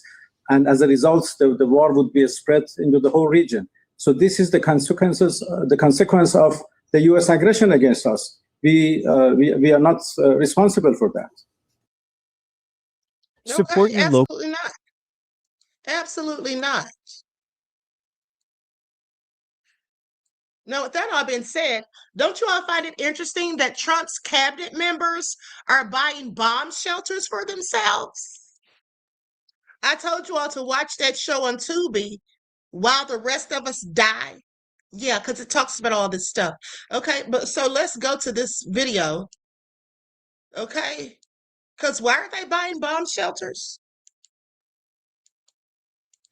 Here's Joe from Georgia. While the United States is boasting, now this is the Trump administration, remember, about how great this military victory is going on with Iran, but here's something that might tell you something a little different. Now, you've got a guy named Ron Hubbard. He's out of the state of Texas, and he owns a company called Atlas Survival Shelters. And what they do is they build underground bunkers, to protect people from war. And people say, oh, well, people might want one for tornadoes, whatever. Well, folks, these aren't your normal tornado shelters. These cost $5 million, but that's not even the disturbing part of the story. Here's the disturbing part.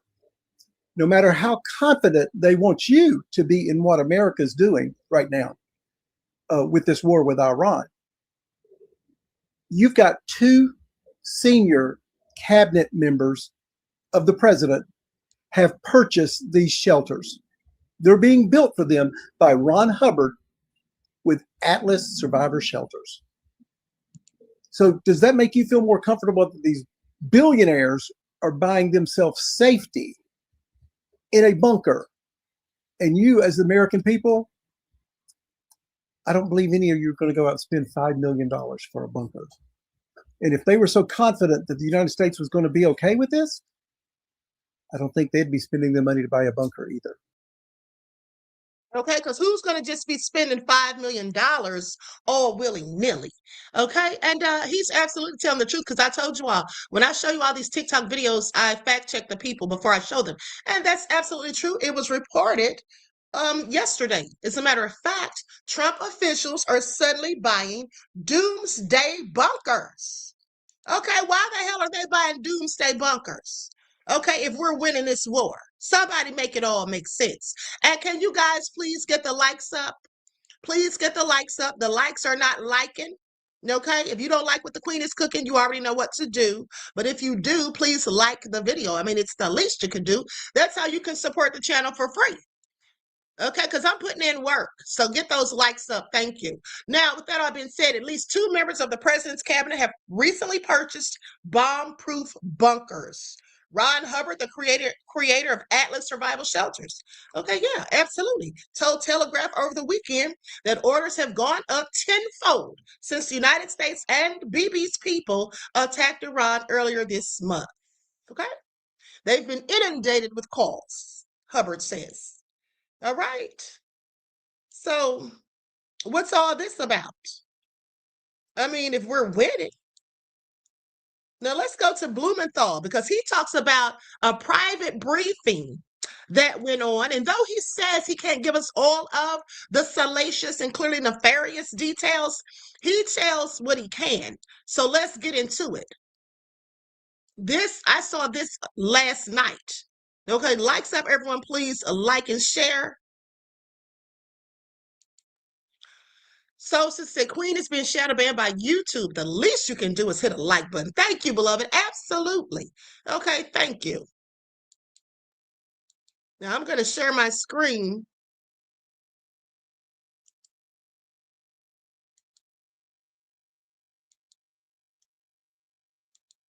With us, Senator. Do we know who's briefing you tomorrow? A number of Pentagon officials and also intelligence officials. I'm not allowed to tell you exactly who because it is a classified briefing. Let me just say it should not be behind closed doors. This administration owes answers to the American people. And I will tell you from my... Hold on. Parish priest Father Bear Al-Rai was killed in the Israeli airstrike in the village of Al-Akai, or however you pronounce that, in southern Lebanon. Several others were injured in the strike. Yeah, I reported on that last night. Beloved. Thank you for that information. My experience, including the first briefing we had on this war, there is nothing, and I say nothing, that the American people shouldn't hear and couldn't hear consistent with our national security in that briefing. Well, I got a couple questions, but I guess, and we were talking about this before you came on, the press conference, another press conference that the president had. Did you hear anything in that press conference that you now want to further inquire about in this briefing tomorrow? And I say that because there were a number of just striking statements that the president made, chief among them, his claims about Iran having a Tomahawk missile, and that Iran was the one with the Tomahawk missile that hit the school. I just want to play this exchange for you from a reporter. You just suggested that Iran somehow got its hands on a Tomahawk and bombed its own elementary school on the first day of the war. But you're the only person in your government saying this. Even your defense secretary wouldn't say that when he was asked, standing over your shoulder on your plane on Saturday. Why are you the only person saying this? Because I just don't know enough about it. I think it's something that I was told is under investigation. Now, that's the first time I've heard him say that he didn't know something, okay? Because he pretends that he knows everything. Okay, I want you all to pay attention. Didn't Iran launch a missile in Israel? I'm sorry, I'm not wearing my glasses. That destroyed bunkers. Well, yes, they launched one the other day that I know. They launched it over in Israel. They launched one that caused the underground bunker to cave in. Okay, they absolutely did. So so much for Trump trying to pretend that, you know, they're doing so bad in the war. The president of the United States doesn't know enough about it. What is the intelligence saying? Are these questions that you have? Well, let me just say, Simone, for Iran to have a Tomahawk missile, which is our state-of-the-art, our most advanced, precise weapon, to do the kind of damage that it is doing right now, tragically and hopefully effectively to protect our men and women in uniform, that kind of leak of a weapon would be a absolutely inconceivable and unconscionable breach of security. I just want to interrupt you, Senator, because the president made it seem like lots of countries can buy Tomahawk missiles. He literally said lots of countries have them. He said this in the press conference. So is the president incorrect? The president either doesn't understand or he's deliberately deceiving the American people about what the process is for our allowing Tomahawks to be sold. There is a very elaborate process. It requires approval by our intelligence officials and by the Congress. Tomahawk missiles are not just sold like candy. They are screened for who is going to buy them. And the last country on the list of potential purchasers should be Iran. They are a sworn enemy. To pledge that they are going to kill Americans, kill Jews, kill Israelis, to allow Tomahawks to be sold them would be the most atrocious breach of security. And that's how you know Trump is a whole liar who lies. Okay? Nene says, have we heard anything from Satan Yahoo? No. Netanyahu's hiding out somewhere, probably in a bunker himself, beloved. Okay, last I heard, he was over in Germany, allegedly. But yeah, he's definitely not being heard from these days. Now, I want you to pay attention. He says that the Iranians are talking about killing Americans and the Bibi's people. But at the end of the day, what else should they be talking about? Those people are killing them. Okay, and then they killed 160 children in a school. And also, you know, they did it on purpose because, as Blumenthal just admitted, the Tomahawk is one of their advanced weapons that the U.S. uses, and it's very precise. Okay, so they knew what they were doing. Okay, and let's not forget that during the press conference, it has been alleged, because I didn't watch the whole thing, but it has been alleged that Trump even said, "Oh, you know, we had to kill those kids in the school," or something like that, basically talking about bombing a school. Okay, so I'm sorry. The lies just continue. And then sometimes he'll double back and contradict himself as if he doesn't even realize what he's saying. And maybe he doesn't, because I really think that he has early on, well, not even early, because he's like almost 80, but I do believe that he has dementia, like I've told you all before. The president should know better. Okay, so I'm not going to play the reindeer game tonight, because the president of the United States on Saturday, if he didn't know, by Monday at Doral, he should have. Because he is the president of the United States who's prosecuting a war of his own choosing and making. So the fact, Mr. President, you don't know if one of our Tomahawk missiles, since we're the only ones who are firing them into Iran right now, hit a school and killed or harmed children, that says a lot about your leadership of this war. So maybe you should sit down and take a corner on the war. So that begs for me the question, I know you can't get into specifics, but how much will you and your colleagues be able to press this administration to stop pussyfooting around, stop jerking the American people around, stop pretending that they don't know what the hell they're doing, because they don't, and get on the stick and get this thing in front of us so that we know we have another serviceman killed, as reporting this evening, right? How much more death has to occur before Donald Trump realizes, oh, yeah, this is serious? Well, what we should be doing, Michael, first of all, is demanding that the president or the Secretary of Defense tell us whether the United States was responsible for the Tomahawk missile. And it appears that, unfortunately, we were, that killed those 175 children, because it was a Tomahawk missile. And at about almost exactly the same time, a Tomahawk missile hit a base in the same neighborhood. Can I just, to that point, Senator, the New York Times reported the video uploaded on Sunday by Iran's semi-official Mehr news agency and verified by the New York Times shows a Tomahawk cruise missile striking a naval base beside the school in the town of Menab on February 28th. The U.S. military is the only force involved in the conflict that uses Tomahawk missiles. A body of evidence assembled by the Times, including satellite imagery, social media posts, and other verified videos, indicates that the elementary school building was severely damaged by a precision strike that occurred at the same time as attacks on the naval base, exactly to your point. Exactly. And not only is there that evidence, but there's also satellite imagery. And I say this with no great pride or satisfaction. I think it is totally unconscionable for the greatest nation in the world to be killing school children. But here's the bigger point, Michael. Who is deciding on the targets? Who is compiling that list of thousands of Tomahawk missiles and drones and other bombs hitting potentially civilian targets in Iran? You know, we're talking a lot about the economic consequences. Price of gas rising, very unfortunate, costs of a lot of other goods. But there is a human cost here to this war of choice. And sad to say, Hegseth saying that there are these silly rules of engagement. These are laws of international decency and humanity, and they just have utter contempt for them. That's the tone and the culture he is setting personally, and it goes down the line as a message to the commanders in the field and to the people who are picking those targets.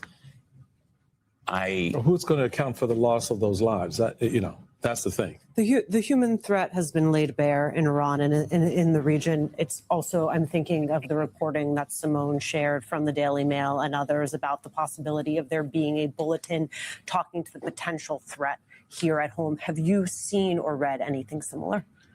I will tell you, based on what I've heard, that there certainly is a reason for Americans to be very, very vigilant.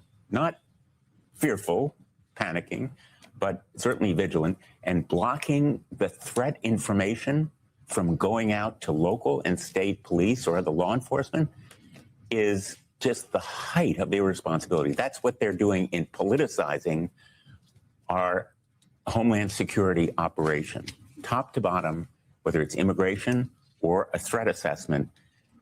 The seriousness of their malpractice here cannot be exaggerated.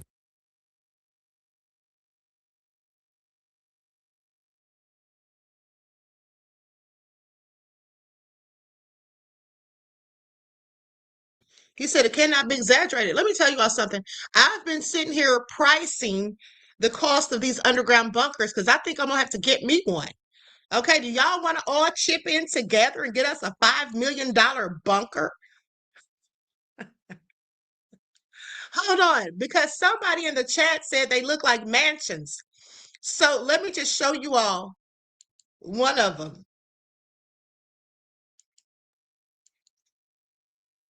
There's one right there. Looks pretty nice and spacious. Okay. What do y'all think we need to do? Now, of course, you don't have to get the $5 million one. That's ideal. I'm sure it's the safest one, but they do have some ranging from $4,000 to $30 for basic storm shelters, to $100,000 to $250,000 for fully equipped high-end or custom bunkers. Okay, I need that one. Okay, the $4,000 to $30,000, yeah, I don't think so. Okay, that one's probably made out of fiberglass. Okay, I'm sorry. Miss Mississippi said, is there a $500 one? Terry Hicks said, Queen, I got 5 on it. Denise said, God has to be my bunker. Okay. Poetical Wind said, gotta dig deep. Okay, anywho, let's continue. Pretty Wing said, I got $20 to start.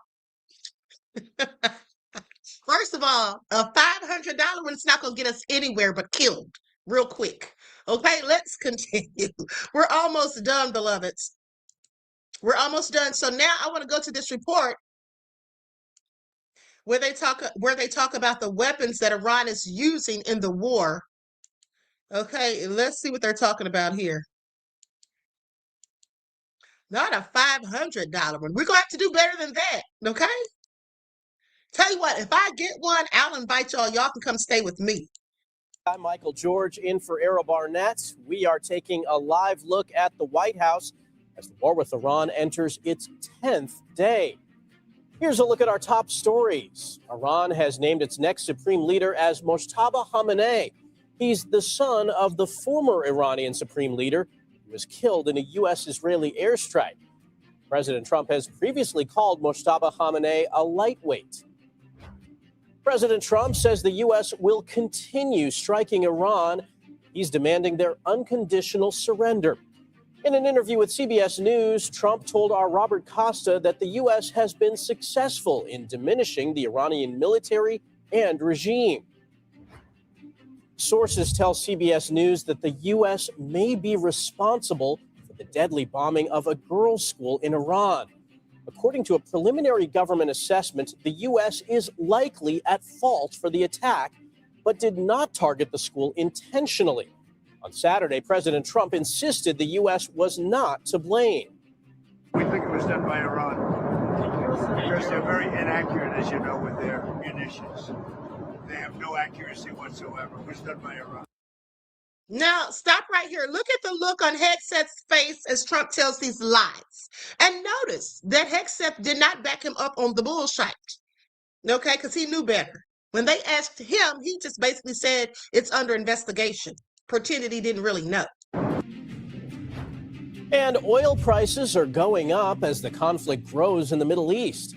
Today, the national average for a gallon of gas is $3.48. That's up from just $3 a week ago.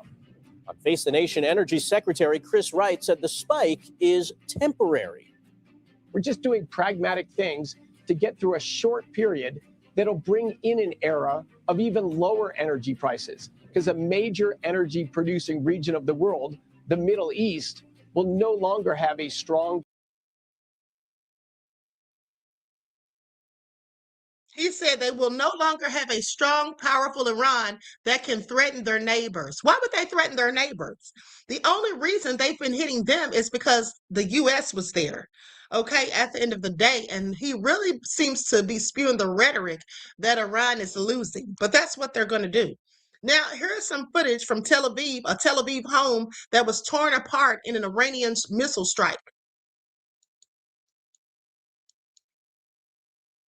Bibi told them not to post it, but they're still posting it anyway. Pay attention. This is a home that was hit by one of the Iranian ballistic missiles, the shrapnel. You can see the damage, what's left of here. This is a home that's been in the family for 5 generations, and by the looks of it, in 1 second this afternoon, it was destroyed, and you can see what's left of it. They're trying to clean it outside, but there's nothing left here. Nothing. Only memories. So this is one of the cluster munitions likely that came from the Iranian ballistic missile. At the same time, there were a number of reports of damage all over the place, and it looks like, especially when you look around at what we're looking at here, that one came through the roof, perhaps down some sort of opening on the roof, and exploded and left this. Are we supposed to start crying or something? Because as I recall, I saw much worse footage with the Palestinians. I saw a child whose neck or head was encased in the ceiling because clearly they fell through the floor and their body was suspended in air. They were held up in the ceiling by their head. Okay? I don't know if you all remember me showing you that. Okay, so am I supposed to start crying or should we all feel sad? Okay, please. Now, with that all being said, let's go to this report where they say Trump's Iran case was made without nuclear specialists in the room, because basically they're saying that Iran was never a nuclear threat. And I've already told you all that. Okay, this report came out 11 hours ago. I already told you all that because, like I said, the supreme leader was not about doing a nuclear threat or nuclear strikes. He was not about that. So Trump's just been lying. Bibi's just been lying. They're all just lying, as per usual. Has offered a number of explanations for why we're at war, but new reporting from MS Now cast doubts on the claim that. And let's talk about that. I meant to mention that. He has absolutely offered a number of different claims as to why this war is raging. First, he said, if you remember, weeks ago, the lion chief in charge was telling everybody that he had to go over there because Iran was killing their people. They were killing these protesters. We've got to go over there and do something.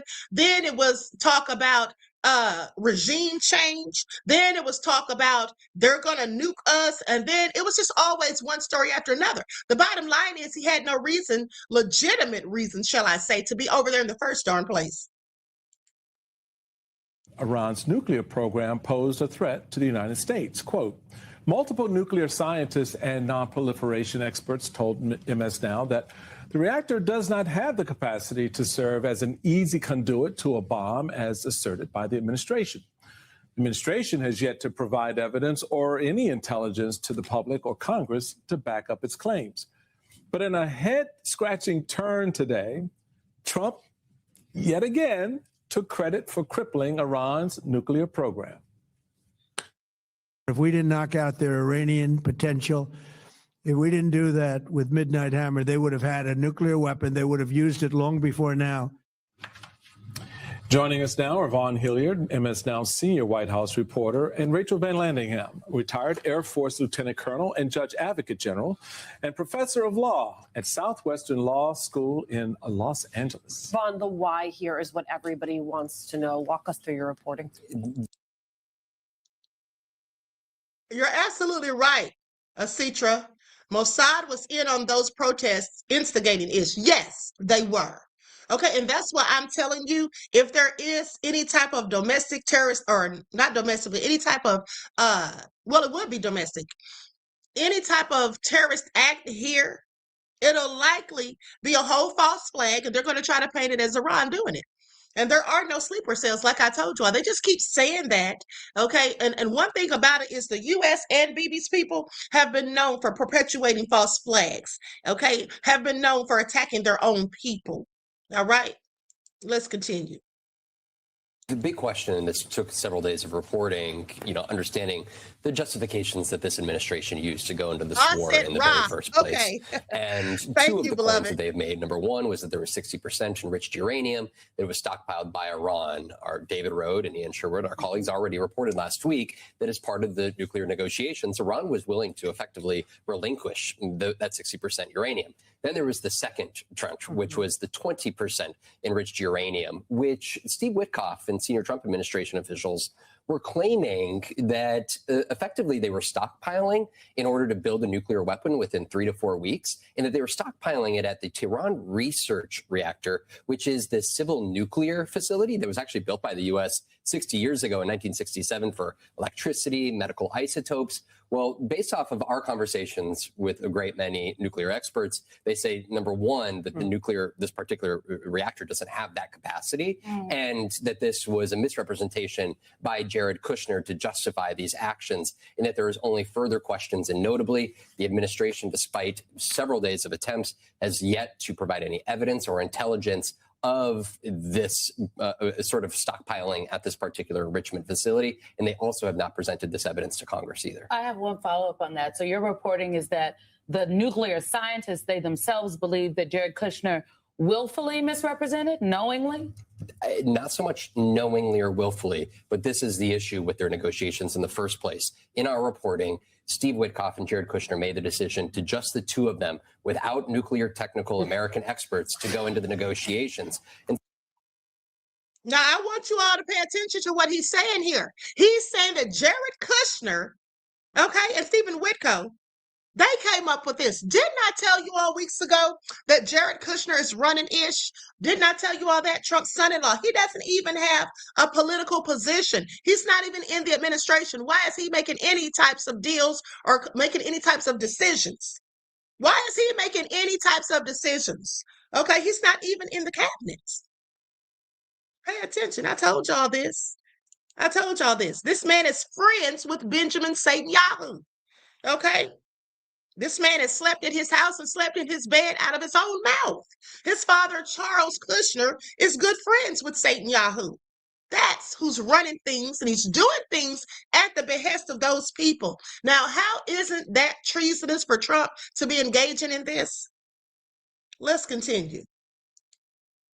so while there is deep questions about the extent to which Iran would be negotiating good faith, there were serious questions, especially Oman was there as the mediator, and questioned whether Jared Kushner and Steve Witkoff understood the details of the nuclear arrangements. If they had the expertise. Daryl Kimball, good non-government official here. Daryl Kimball, executive director of the Arms Control Association, told me when it comes to nuclear non-proliferation discussions, the details matter, and working out the details requires time and technical expertise, and the administration was not patient enough to apply either to this effort. Those technical talks were supposed to take place that following Monday after the military strikes had already begun.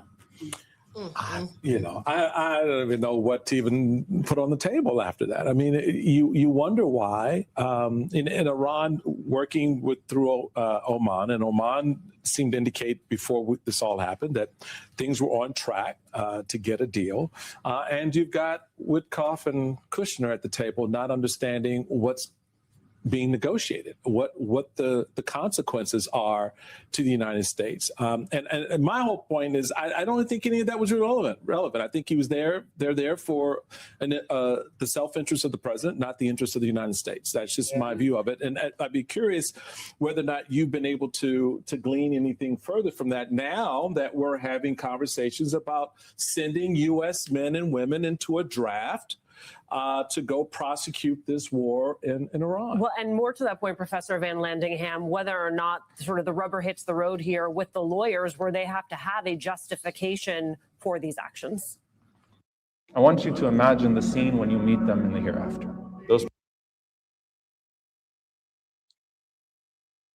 Sure. I mean, the lawyers are going up to the top lawyers for the president, the top lawyers to the Pentagon. For war to be lawful, you have to have the evidence that it meets certain criteria. And if we can't trust what the administration is saying, how can the servicemen and women who are dying in prosecution of this war trust their entire chain of command that what they're doing is lawful, which stands for morality.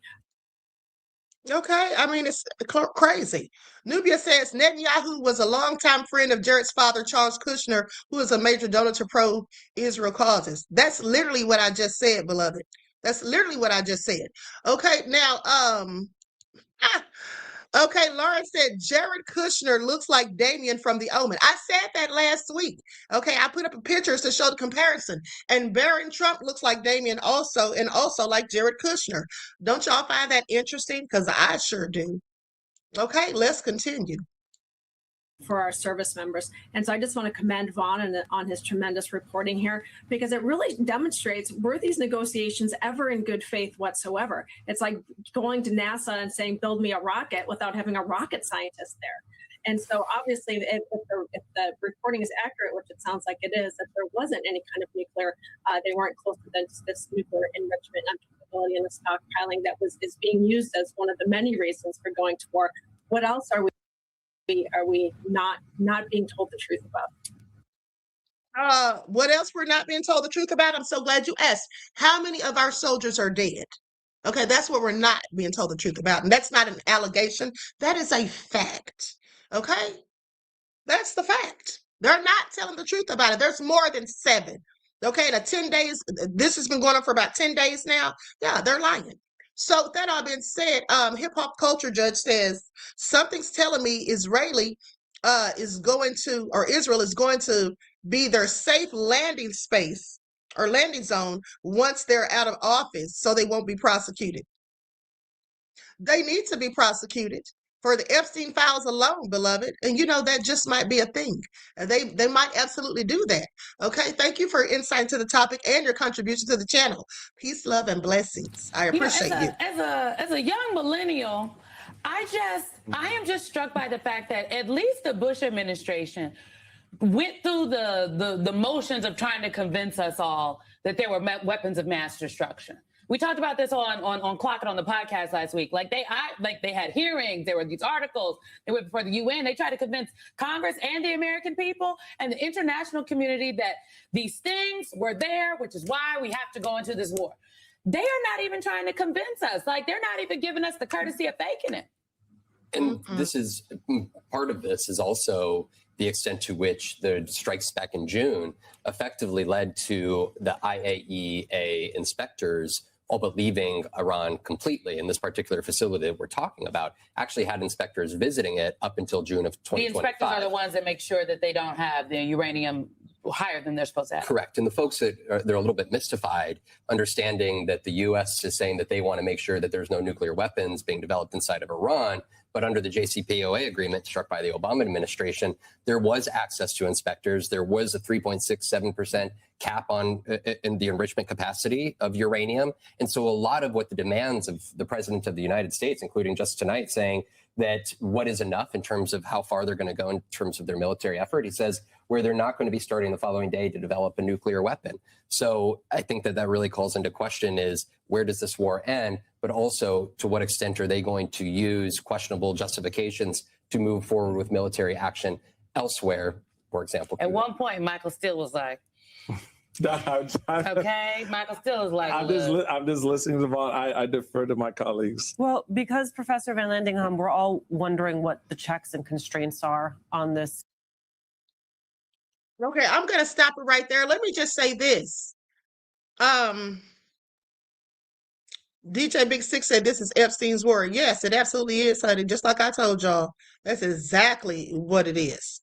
Okay, now someone said, Sweet Butter said, I saw a video said over 500 deaths already of Americans. Yes, it's over 500. It's literally over 500. And I'm going to tell you why I know. Because 6 days ago, Iran said that they had taken out 650 U.S. soldiers at least. That was 6 days ago. That was 6 days ago. Let's get into it.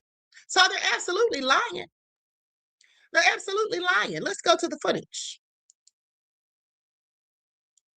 Let's go to the footage.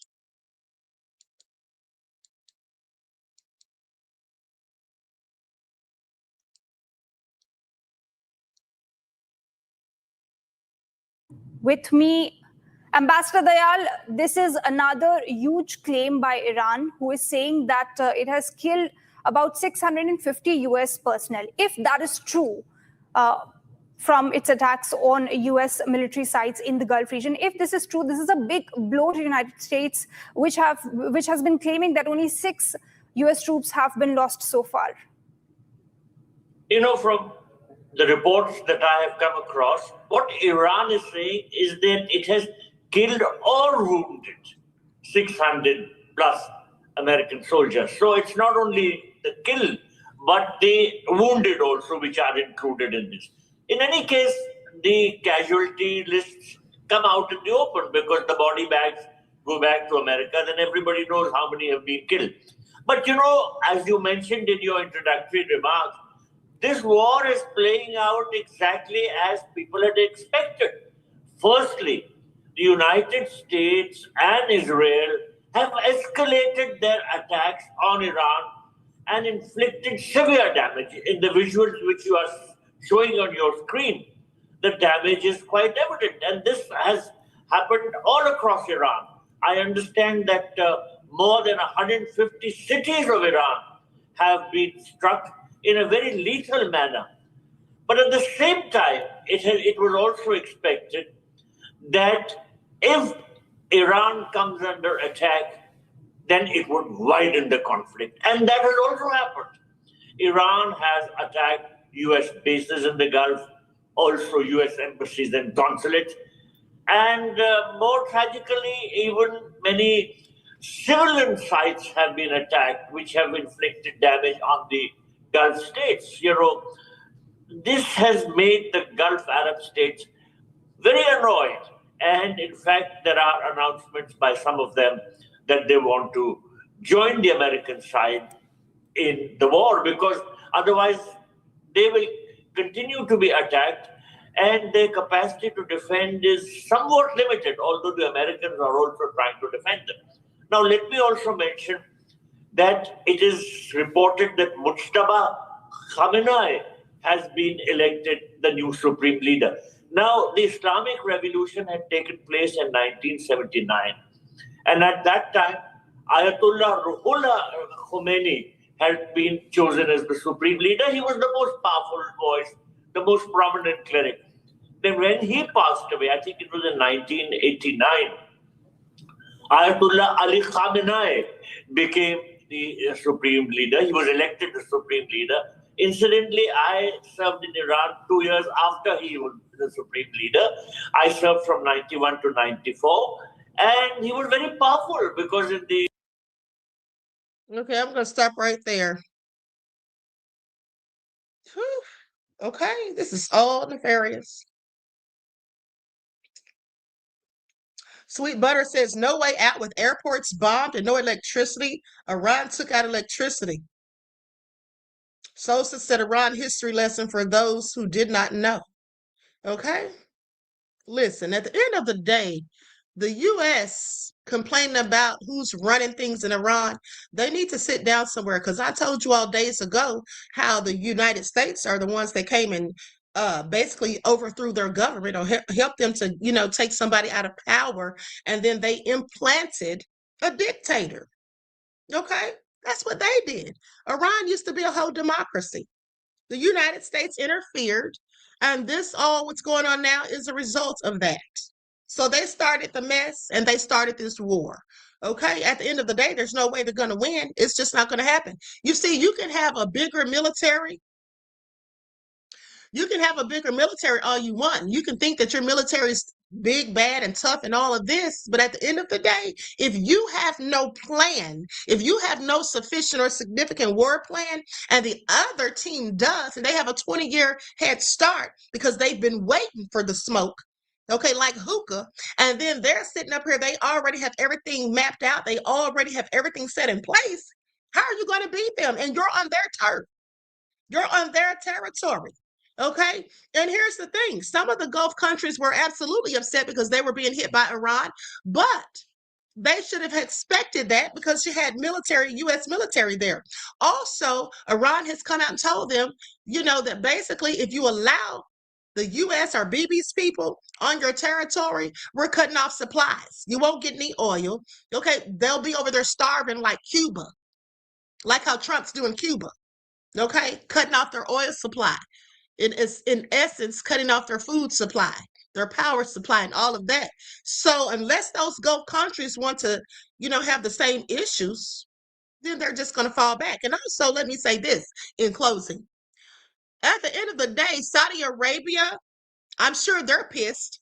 Lindsey Graham's going in on them saying they need to join the fight with the U.S. But why should they when they know? They now know because intelligence informed them that it was Bibi's people who hit the oil refinery in Saudi Arabia and tried to lay the blame on Iran. Okay, so now they know they can't be trusted, and they already knew that the divided snakes can't be trusted. Okay?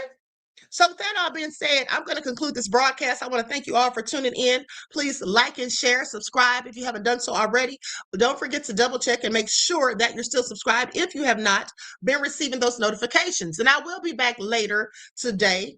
Okay, I will be back probably sometime later on this evening, and maybe 7:30 or 8. Okay, so please stay tuned. Hold on. Before I go, I forgot to show you all some footage. Maybe I'll show it to you all later. Yeah, I guess I'll show it later.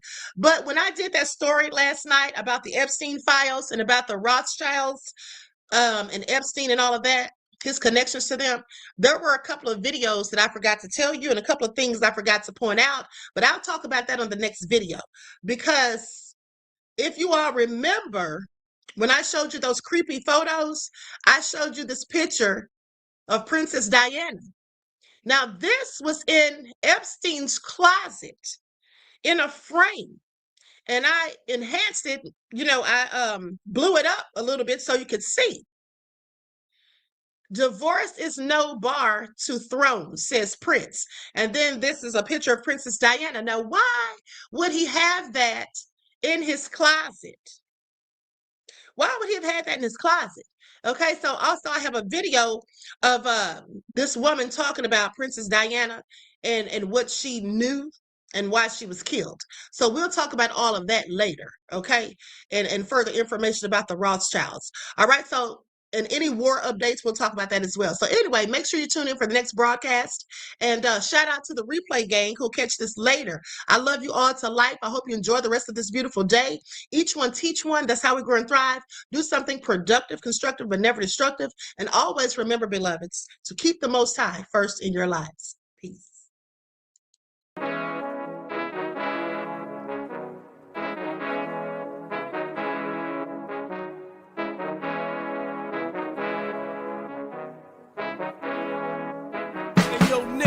With that flavor all in my skin, God all in my blood, kings all in my circle. You touch one of mine and you're done. They show no love for the queen. Why you hating on me? Is it cause I'm free and I got Malcolm X in my jeans? I got dreams like King Luther, shed blood like Kunta. You ain't helping my people, I ain't got nothing to say to ya. I want all the smoke like hookah.